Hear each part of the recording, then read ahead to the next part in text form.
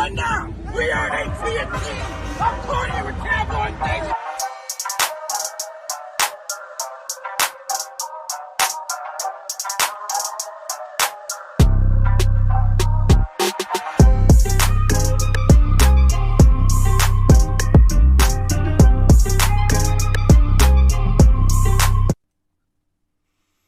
What is up? Welcome to another edition of Tag Nation. It's your boy Mike Tag. Of course, I got my sidekick Jimmy D is here.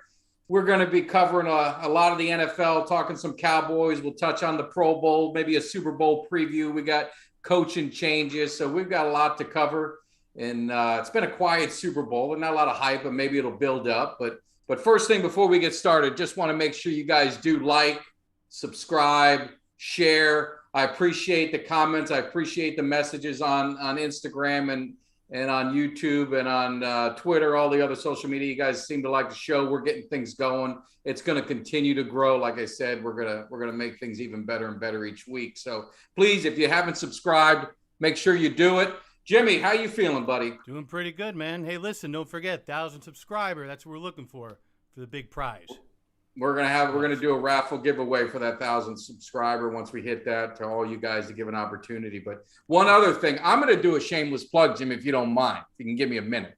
Absolutely, man. It's all yours. So you guys know I do some cameos, and it's actually going better than I could ever imagine. I'm up to like 55 cameos in the last few months, so it's been a lot of fun. But I gotta say, Tag Nation, Mike Tag, we've broadened the horizon. We went overseas international. I got my first cameo from my friends in England, Cowboys fans. Give a shout out to JB and Cass.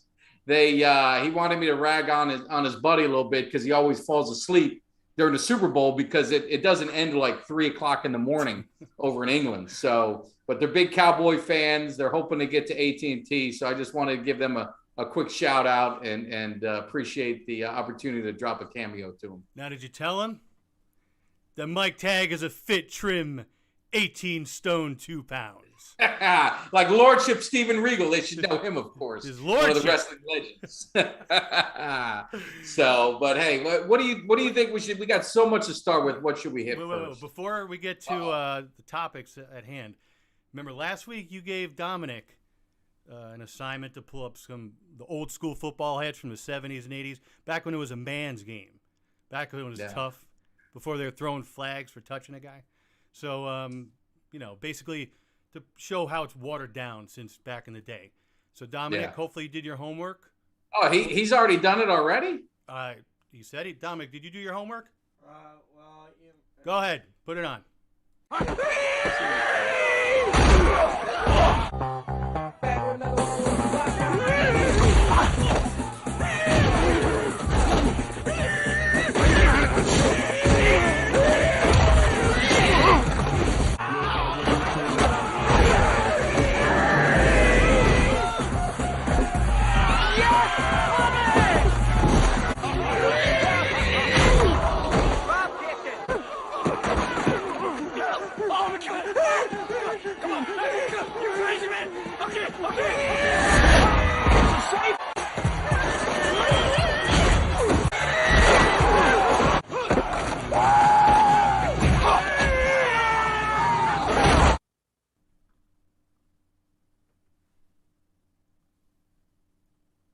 That was the homework?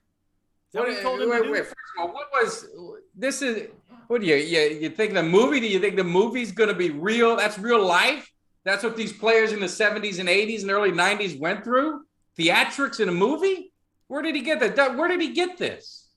Where'd you get this, Dom? I was just watching the movie the other day, so. Look, this isn't the movies. We're talking real life. I got people that want to see real stuff, real hitting. We're talking about LT in the 80s, and this is what you're going to bring us? Look, we're real reporters. We're real sports guys. This ain't some joke. I'm sorry, man. You shut your mouth. One more mistake, buddy. You're out of here. You could be replaced very easy. I got someone in Cowboy Nation. I know Jimmy's got some people, so you better step it up. Do we dock step it up or step out? Do we dock his pay this week? I don't know. We might have to. I'm a little disappointed. I thought we were going to get, you give him an assignment to get some real footage, Maybe get Randy White in there. Maybe Bob Lilly. Maybe Deacon Jones. You know, get some legends in there. Jeez. Oh. Well, I see what I got to do. We have to take ownership and do it. You know, when you want something done right, what do you got to do? When you got to leave it. If you want the job done right, you got to get paid. That's right. So. And you're not getting paid. We're gonna forget about that, but we'll move on, and I'll take care of it. I'll take the bull by the horns because I do want to dedicate a segment to that because, you know, for the kids who hadn't seen the football in those days, man, there's some badass hits that you definitely want to see. Hits that they're just unbelievable hits that you'd get suspended nowadays. It wouldn't just be flags. Yeah. You get suspended. Yeah, suspended, heavy fines. It's not even close. Yeah. Not even close. So hopefully we'll do some homework next time and get some real footage. Well, you and I will take care of it. Okay. We'll take care of that stuff. So no worries. But hey, even though it's a quiet Super Bowl week, there's still some, you know, there's a lot of good things that we could talk about. And of course, you know, being Mike Tagg and living in Cowboy land and dealing with the hate, I always got to talk about the Cowboys because they're forefront of my mind all the time. And just like every year, the Cowboys just seem to can't let the drama go. They always got to be in the headlines. So a couple topics I wanted to get your opinion on. And also, you know, to the listeners, drop a comment in. Let me know your thoughts on it because, you know, I'm talking from a fan. If you guys are fans, I'd love to get your opinion. Maybe you got another view or take that I can definitely listen to and think about. But first thing we'll talk about is Kellen Moore. So he interviewed for the Dolphins job. I think the word around Cowboy Nation was they were kind of hoping he'd get the job. Yeah. They maybe felt that this offense needed a new direction, a new leader at the coordinator position. But he lost out to, I think it was McDaniel. 49ers offensive coordinator. I must be getting old because I can't remember. What did Miami say to Kellen Moore? What'd they say? And you know what? Yeah. It stinks for you guys because you know what? It would have taken all the pressure off. It just would have been done. You know my opinion. Well, now, again, yeah, exactly. You're going to be leading into the offense. But I'm going to take a different approach. I'm a fan. So what happens with me is I'm going to give my opinion. But once they make that decision, I got to be all in. So I got to be all in on Kellen Moore that he's going to learn from his mistakes. He's going to utilize the talent that he has a little bit better, change things up, and progress. He's a good young mind. I'm going to give him that. I mean, I think he does some creative plays. I just need that flow. I think that's what was missing is the flow of the game. We've had some splash plays and we had this, but I think maybe it's a benefit to Dak. It gives him another, a year with familiarity. The core's in place. That's just my thing. What do you got that look on your face? I was going to say, if you run whatever offensive schemes you're running against the Eagles and the Falcons, I think you're going to be fine. But we got to be playing the Eagles and the Falcons every week. That's the only problem. We got to adjust. That's right. But to the teams that play defense. But no, I mean, and that's the thing is I think sometimes Cowboys Nation where we get stuck is we have this mindset. Everyone wants him gone. So now he's staying and we're just going to bitch about it, all year. We got to move. Can't look back. We got to move forward. He's our offensive coordinator. Right. We got Quinn back. We got continuity, right, with the staff. So there's got to be some benefit to that. So we got to look at the positive, and you got to hope that the coaching staff is going to look back, figure out where they made the mistakes, improve on that, and get better the next year. We had the number one offense in the league by yards. I still don't believe we're the number one offense. I think some of it was a little, like you said, we played few bad teams and jacked up the stats a little bit. But hey, I was there for that one. Like I told you, I loved it. So, but that's something that I think we'll figure out and let it go. The other big topic is, of course, the situation with Amari Cooper and Tank. Yeah. There's a lot of buzz, a lot of rumors that they're gonna be cap casualties. Looking at their cap situation, they are in a tough spot. I mean, this is, I had this conversation with a buddy of mine today who's a big Cowboys fan.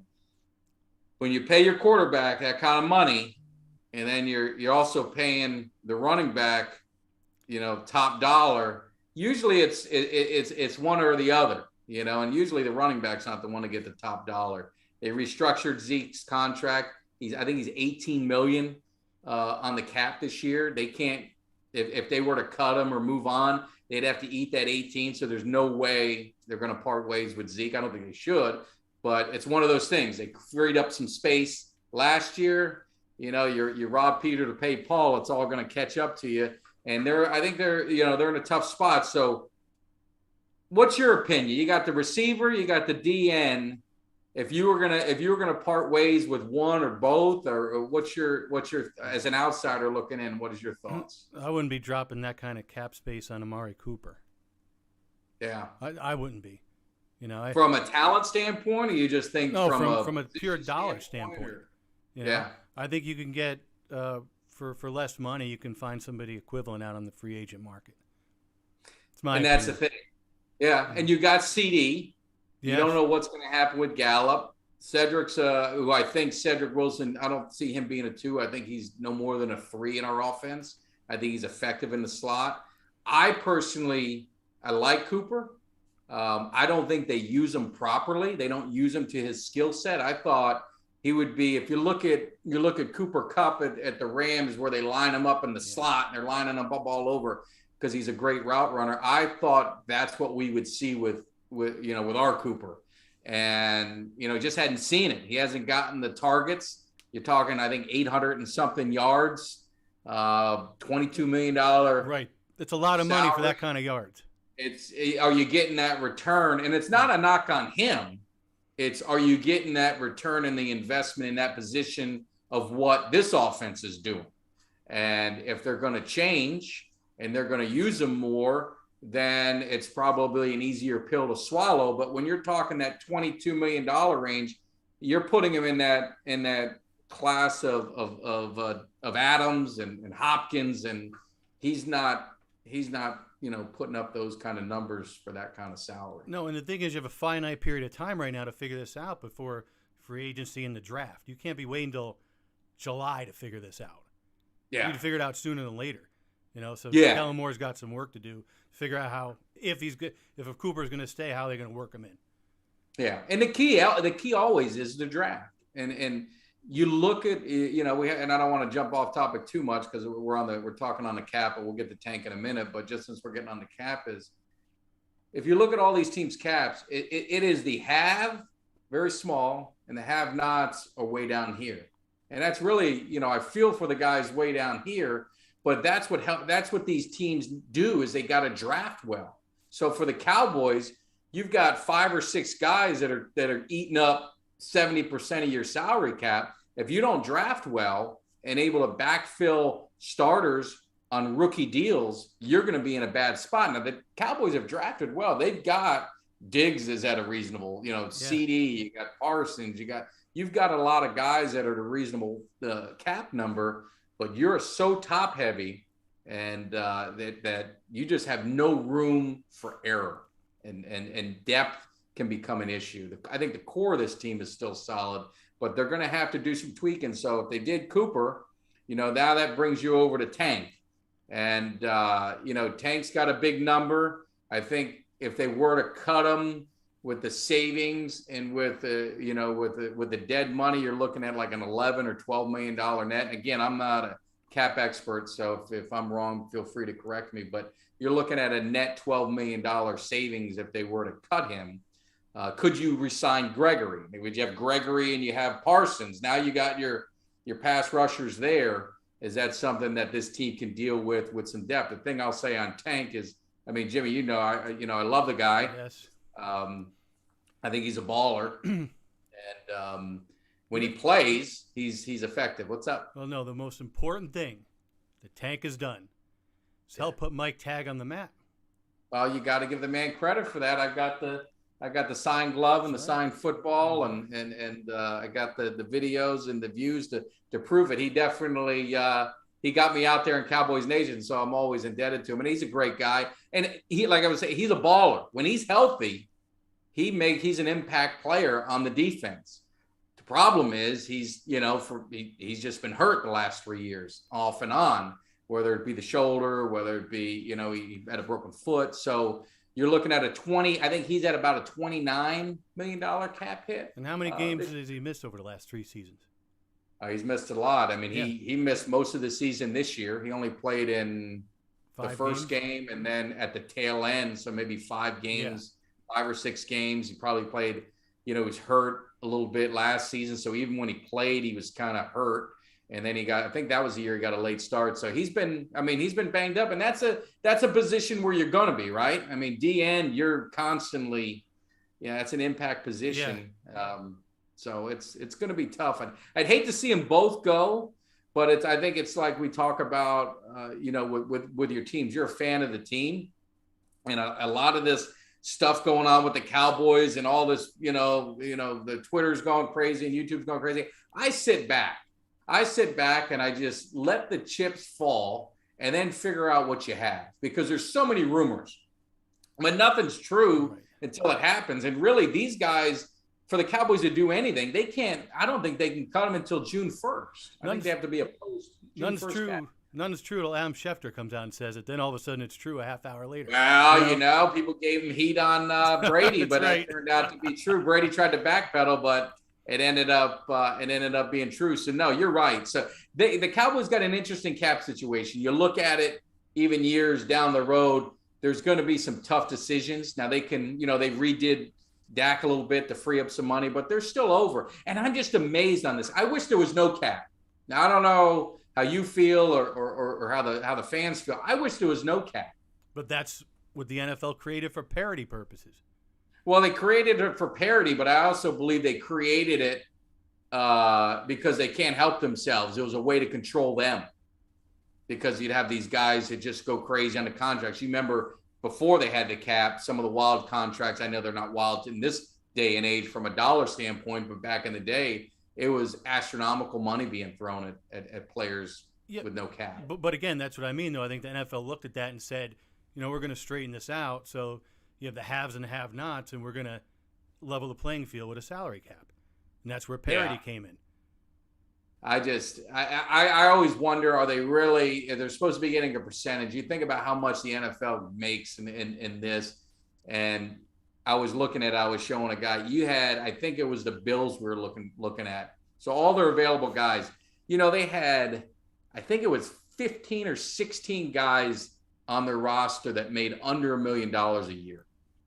Now that's a lot of money. Don't get me wrong. I'm not trying to make light of it, but what is that guy going to do when the guy next to him is making $40 million a year, and he's trying to, these guys go out and you're trying to keep up. Then after the government hits you, or if you're living in California, you got a state tax, or New York. I mean, you can attest to what you're making.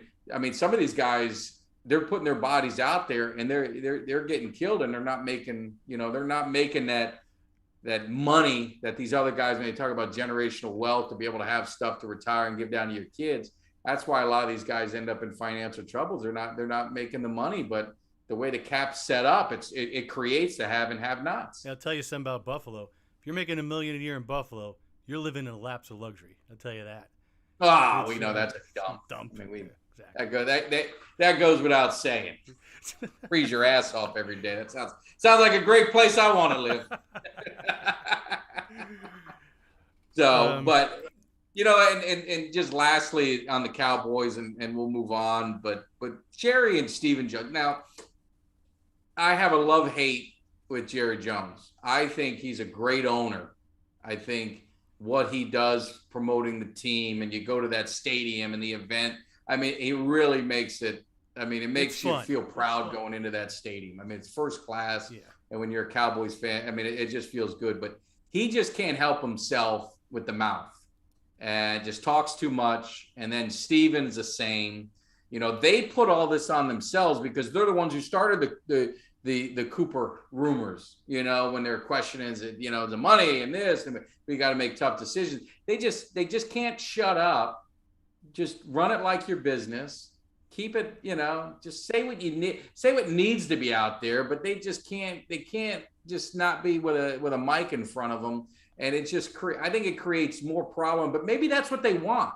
Maybe that, who would be talking about the Cowboys? Now they're Super Bowl week, and you go on ESPN and you go on NFL Network, and they're still talking about the Cowboys. So maybe they're smarter and they know what they're doing. It's all a setup, but I just hate it as a fan.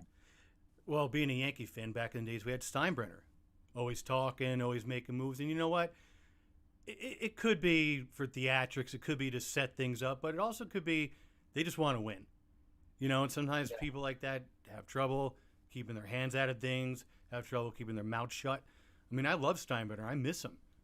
I mean, what we have now is baseball is another story, but I liken him to George Steinbrenner, who I loved. Yeah, no, and I do. I love him, and I know he wants to win. And you hear the passion, you hear everything out of him, and people sell him short. They still got the talent.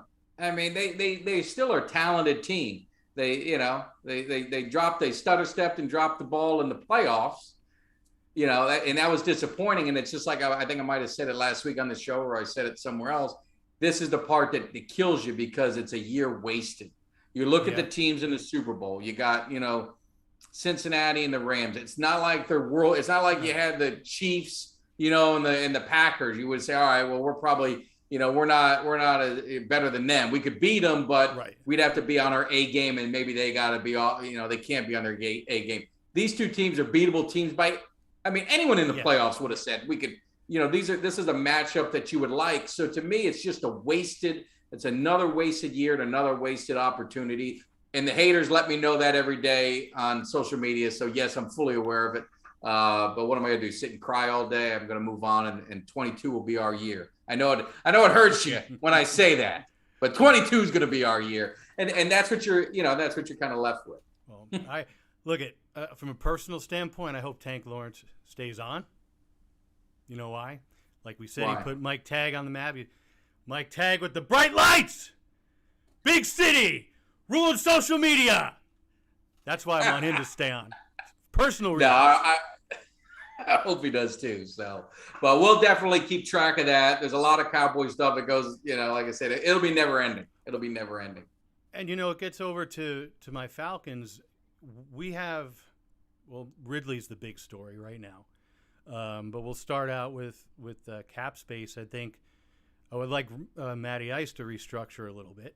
That would free up quite a bit. Him and Grady Jarrett, although word on the street is Grady Jarrett might be leaving, but we'll see what happens there. Is he a free agent or forced to leave? Forced to leave. Okay. Yeah. I'm looking at Cordarrelle Patterson. He was actually on Twitter, basically hoping to get re-signed long-term by the Falcons. He was on a few days ago. I like him. I like him. And I remember in the Cowboys game, either he was hurt or he didn't really play much. I can't remember. He didn't play. Well, he was splitting a lot of time with Mike Davis, but when Patterson got touches, he was making the most of them.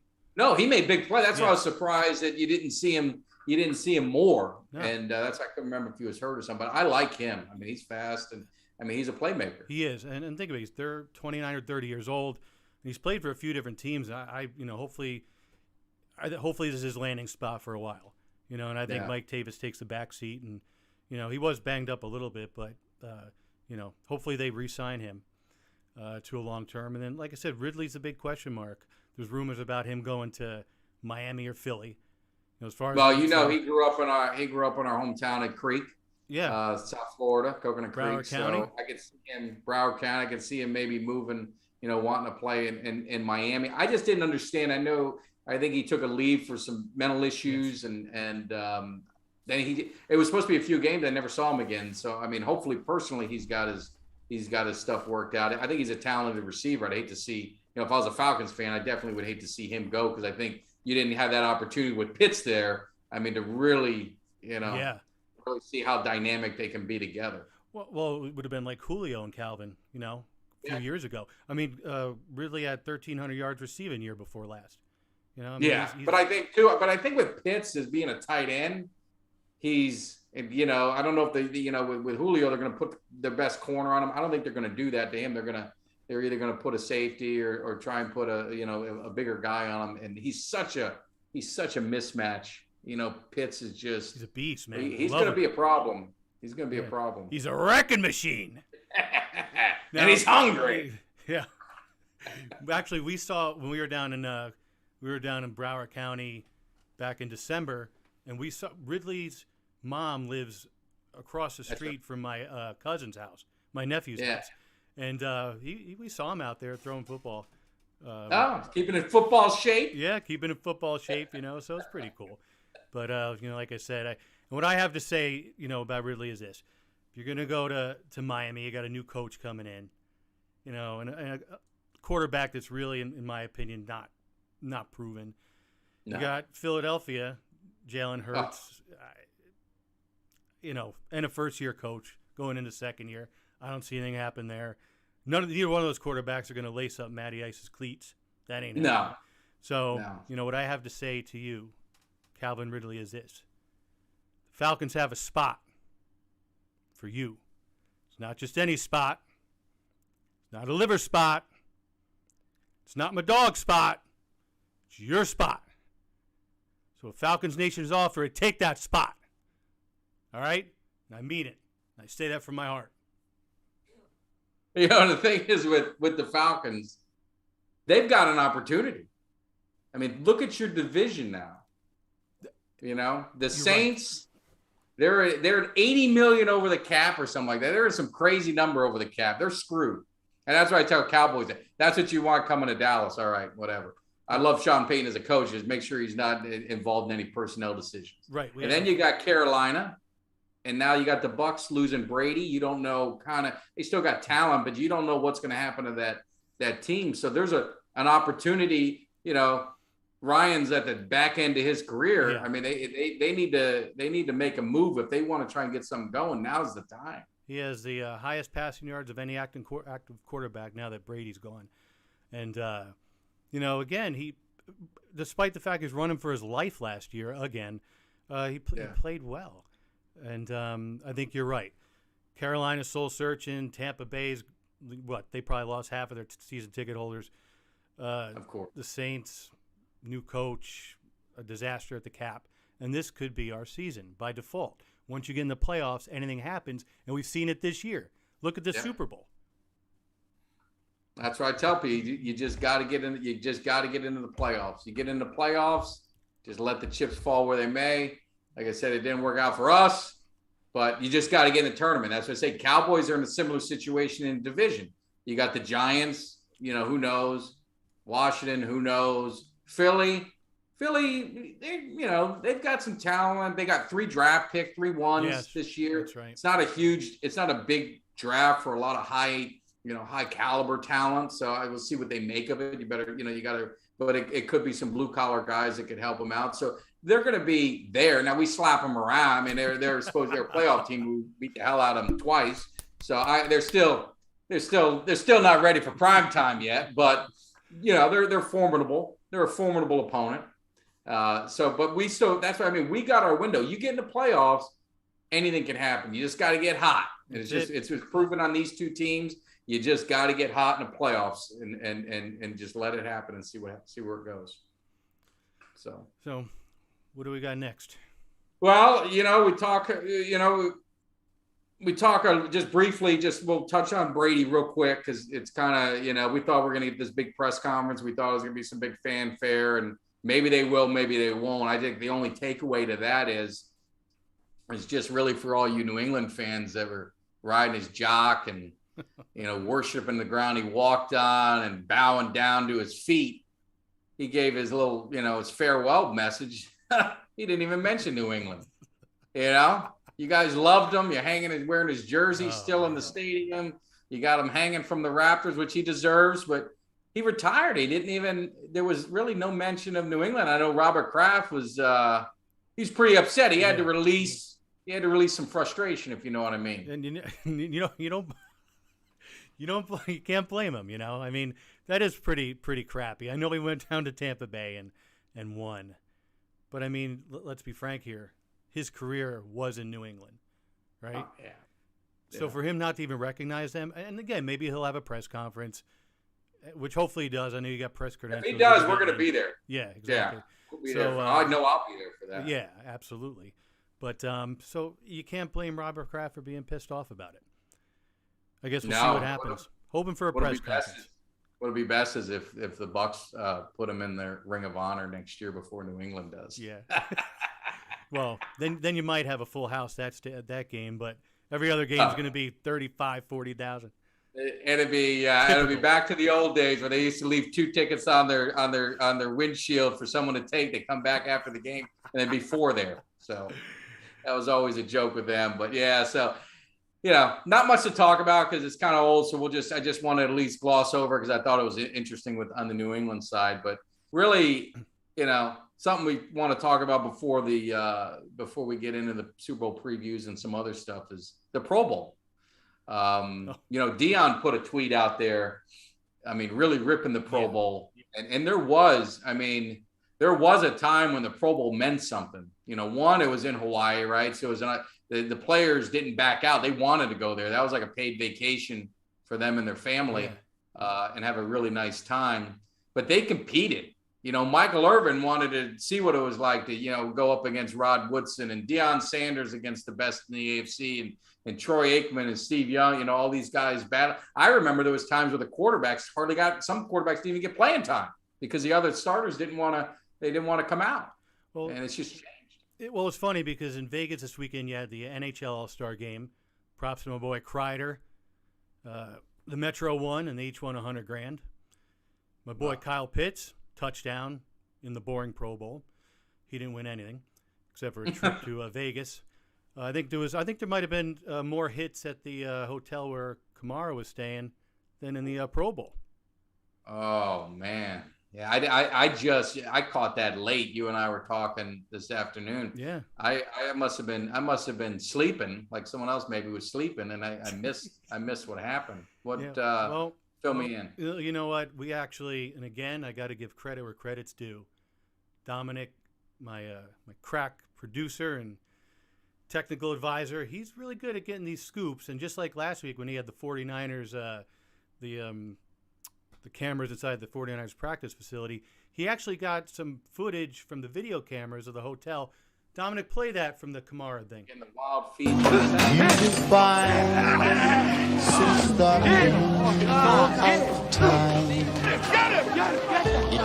Get me back! In all.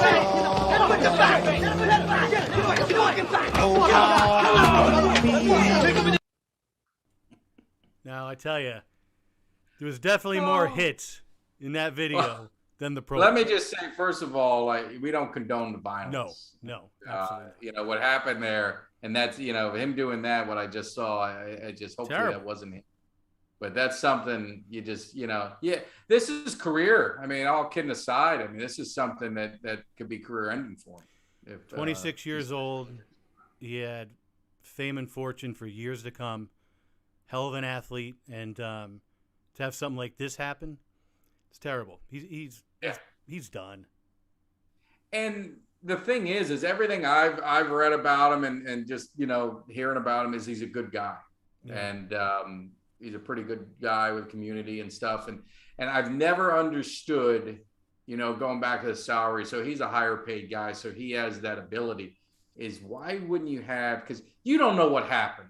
You don't know if he was minding his business, because we all have these guys, they get the beer muscles and they want to look for trouble. They see an athlete, they see a payday, they see all this kind of stuff. And so you don't know what instigated this altercation. And the point I'm getting at some of these athletes is why not have a security? Why not hire a security guard just to be there? Let him throw down if need be. That way you don't have to and be involved in the situation. He had, I think he had his crew around him, and the crew is different than a legit security guy that can de-escalate the situation or put a quick end to it with maybe a figure 4 leg lock or a Ric Flair karate chop or whatever it is. Go get a folding chair, bash him over the head. That's all. But you have to do. It's just the same thing with drinking and driving with athletes. Is the teams. Not to get too deep into that, but there's options. There's so many options nowadays. I mean, we're regular middle class guys. If we go out drinking, I'll go get an Uber. Right. If my wife and I are going to a bar, and it could be 2 miles down the road, but really for $5 or $6, why? The risk is not worth it. So these guys are multimillionaires, and your life and your career and everything can just change at a snap of a finger. In a decision like this, again, you don't know what happened. He could have been innocent in the situation. The guy, poked him, and kept going. Maybe his buddies jumped on, and now he's involved in the melee because they're his friends, which any friend would, we'd all do it. It's unfortunate. Look how many times you saved me. Yeah, you almost got my butt kicked plenty of times, jumping on the tables and jumping on the bars, challenging the whole challenging 6 bar bouncers at staff once. to a fight. That's right. It wasn't. It was not me. It's we. Mike Tag and me are going to take you outside. Going to take you outside. Yes. Well, you know what? Oh, we survived those days, man. We survived those days. But, thank God. But yeah, I just. Well, this happened. Let me interrupt you. The thing is, this happened at like 5 a.m. Jeez, 5 a.m. It was So, obviously they were throwing a few drinks back with her. But apparently, allegedly, this guy came up and ripped on Alvin's girlfriend or one of his buddies or something. And that's how it started. Then he paid the some price. Alcohol in there. That's like, putting gas on a fire. You're going to be asking for trouble. You talk about some man's lady. It was a complete lack of respect for the law.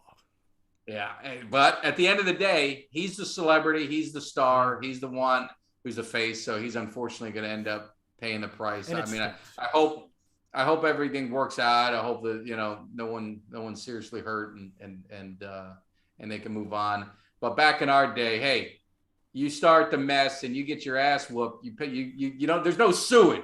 Right. You move on. You pick yourself up off the floor and you move on. That's the way men used to do it back in the day. But now these guys are looking for the quick payday, and just got to take your ass whooping like a man if you started it and just deal with it. Well, I probably should have had a lot more, but you guys saved me quite a few times.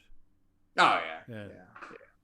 Well, people can tell I'm a great talker. I can talk my way out of anything. So all I can do is look at him and say, "Hey, man, he's drunk. He don't know what he's doing. Just I'll take care of him when we get home." Or it could be like Lovis at the Yankee game and just take the guy down in the next row, tackle him right over 2 rows. Yeah, you did get us in a lot of trouble. Yankees blew the lead in the 9th inning, man. I wasn't happy. What do you expect? Yeah. So, but no, it's crazy. But the Pro Bowl. Boring. I mean, they got to end it. I mean, it's just you're looking at the quarterbacks, and you got Russell Wilson, Kirk Cousins. I mean, Kyle Murray. You got Max. You got guys like 6-8 guys down the line. No one wants to go.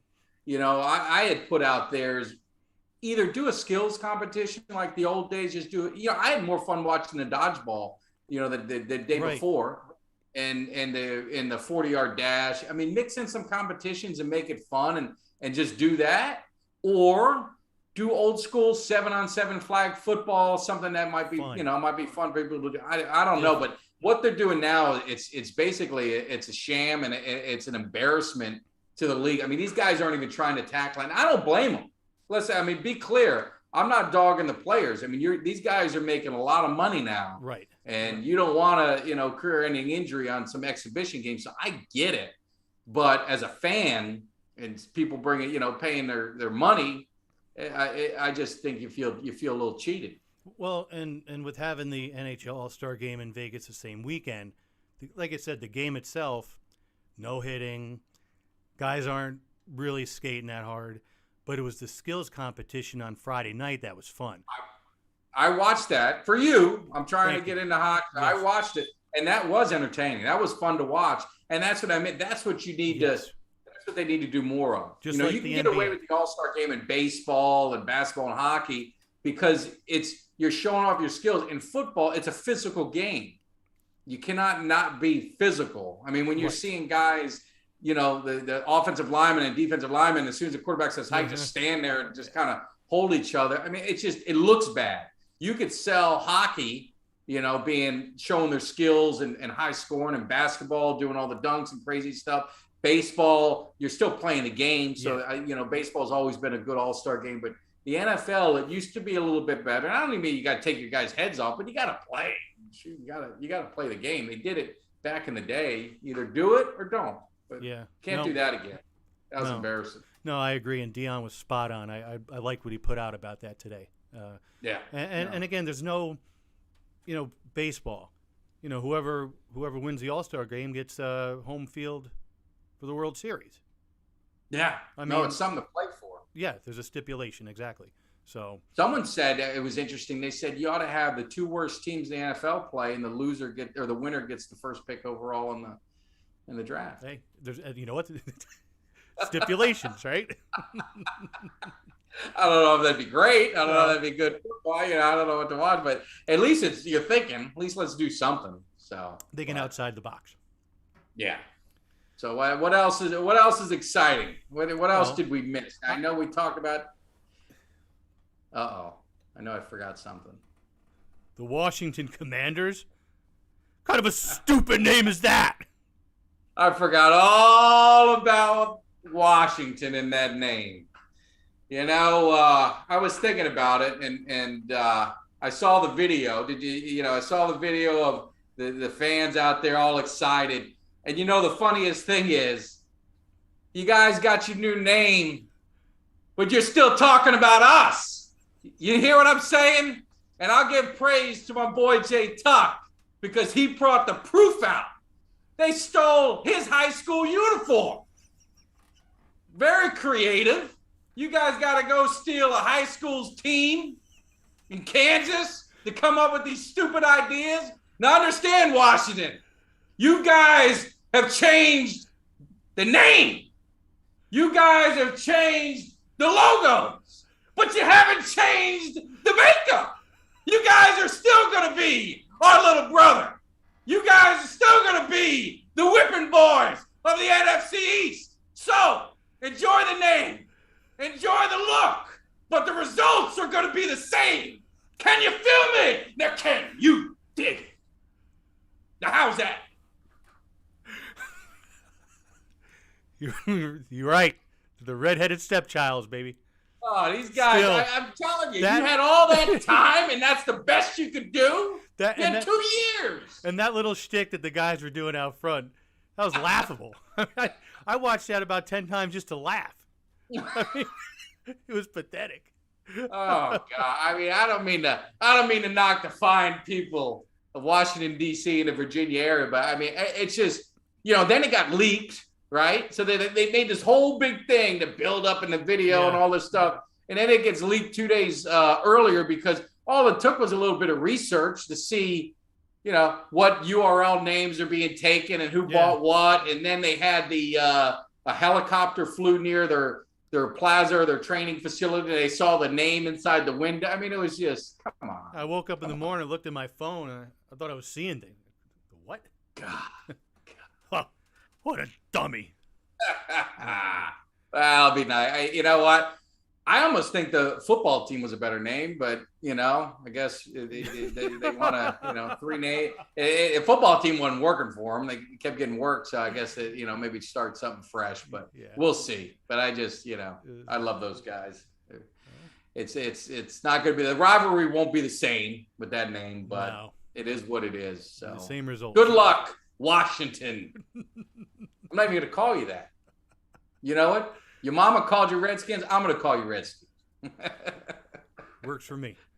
But anyway, no. So let's talk about let's finish up and talk about the Super Bowl because you're not getting it's been quiet, right? I mean, how's it been in your area? There really has hardly been any hype, any kind of feeling in around the area or even on the news for us with the Super Bowl. No, very little. And I mean, I think the only real story that's like a feel-good story is the Burrow thing coming back from injury. But beyond that, it has been quiet. And we kind of talked about this last week. There's no storyline. There's no real rivalry, anything to push this, And so I don't know. I'm waiting to see how the ratings look. Yeah, I think it's going to be. I think the matchup's good. I think it's going to be a good game. I think, looking at the Bengals, if I was them, what as a fan, what would concern me is the Rams' defensive front going up against that offensive line. I think we kind of touched on it. If Donald and Von Miller get loose, man, it's gonna be trouble for Burrow because he got knocked around pretty good in 9 times. Yeah, 9 times. 9 times. The Rams front seven, is better than what Tennessee had. Tennessee was a good front, they had a good front seven. So I think that's going to be intriguing. The other side of it too is you got Chase and you got Ramsey. That's going to be a good matchup to see how that plays out and to see is Ramsey going to shadow him? Is he going to follow him? How are they going to line that up? And so I think the Rams defense is going to give Cincinnati some problems. But Cincinnati, they're resilient. It's almost like a Cinderella situation with them. Yeah, he doesn't shade. He's cool under pressure. He won a national championship. He's now in the Super Bowl in his 3rd year, which I think is the fastest of a first overall pick quarterback to get to the Super Bowl. So, he's got some moxie and some skill about him. So it's going to be interesting on that side. But yeah, I think they might have their hands full. Yeah. Who you picking? If I was a betting man and I got money on the game, I'm going to take the Rams because I just think the defense of the Rams is going to create a lot of fits for them. And I think the Cincinnati defense can, I think they can contain, the Rams to a point. But I think when you got Cooper Kupp and you got, Beckham's playing pretty well. The key, we'll see how that running game is. Akers, he's coming off an injury, so he's been kind of, getting going a little bit. You still got Sony Michel, who's okay. He's not going to scare anybody. So it'll be interesting to see how they match up. Kansas City game, the Bengals got lit up early, and then in the second half, it was a totally different defense. Tyreek Hill was a non-factor in the second half. Kelsey wasn't a factor in the second half. So they made some adjustments. I don't know if they're gonna be able to wait to do that in this game. I think they need to start off faster. And I think, with that being said, I think the Bengals are going to win. I think it's a Cinderella season for them. I think they're coming in just with a lot of confidence, right? So all the X's and O's aside, and all the matchups and all that, I think they're going to win. And if I was a betting man, who's right now the Rams are favored. Rams were. I'd opened at 4. It was 4. I think it's 4. Okay, yeah, that's what it was. I haven't looked today. I think it was 3.5 or 4. It was. Yeah. They definitely opened as a favorite. There won't be a home field advantage, that's for sure. No, it won't be. There'll probably be some 49er fans left over from probably more 49er fans in there. But I think it's going to be a good game. My heart wants Cincinnati to win. I just think, to your point, it's a great story, and it's something that I think it's great for the NFL. I think it's a great story for the NFL. It gives a lot of these other teams hope, and hopefully with my Cowboys and your Falcons, that maybe this kind of juices them up to kind of get things going. Because they the Bengals won 4 games. 4 games last year, 2 games the year before, and now they're in the Super Bowl. So it can definitely, you can turn it around quickly in the NFL. That's probably the good thing about the cap, is it does give you that. It gives every team a hope going into the season. Yeah, but I think, getting back to what you were saying before, there's not a lot of hype about the game right now. You're just not seeing. The biggest story coming out, was the Kamara situation, which hopefully, like we said, hopefully that dies down and things go right for him, because that's a sad situation. But unfortunately, that's the big story right now. And hopefully the media does some sort of push or something to get this a little more hyped up for next week. Yeah. I understand, but they give you the whole day of it. So whatever we don't get this week on Sunday, you have you have 8 hours of pregame. You'll be sick of it anyway. So we'll see what happens. But no, well, I think we covered it all. Is there anything we missed? No, I think that's it, man. Not much else to talk about. Well, let's just definitely, again, want to thank everyone for listening. Definitely subscribe, like, share, get the word out.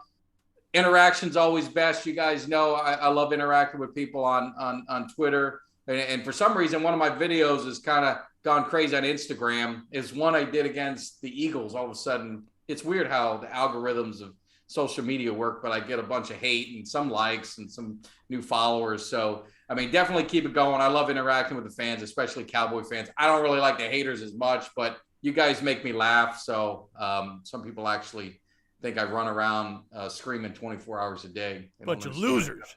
But I'll say it again. Got to get my boy Jimmy D. You gotta give him a follow. He's got a lot to say. He's got a lot of interactions. He's got a lot of good stuff. So definitely show him some love too. But I appreciate it, Jimmy. I'll let you sign off. But thanks again, Cowboy Nation, for tuning in. Yeah, Jimmy D 4444. I'm trying to get more active on there. Definitely, come on, follow me on Twitter, man. Like what I got to say. I'm getting more. Give him some hate. What's that? Give you some hate. Let you come back. Hate. No, a little hate. But no, thanks again for watching. We'll be back with you next Monday. And, yes. Again, you guys got anything to say? Put in the comment section on YouTube. We'll answer you next week. And then after that, like I said, we're looking to go live. We're going to take phone calls. We're going to be live in the Cowboys cave.